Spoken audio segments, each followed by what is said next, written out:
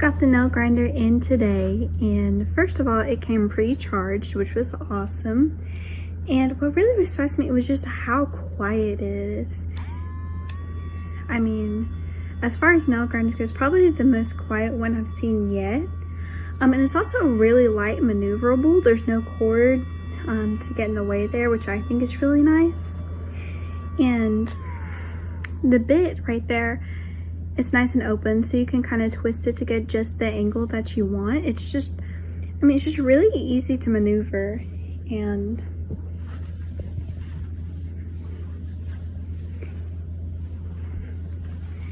Warrior here hates having his nails messed with, and I mean, if he'll let you, you know it's a good product.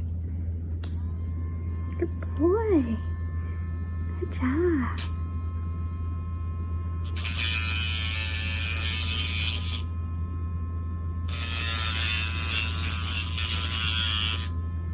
And just like that, I mean, it's so easy.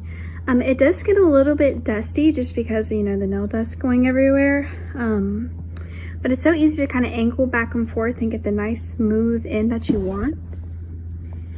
And so yeah, I mean, especially for the price, it was just such a great product. I was so pleasantly surprised.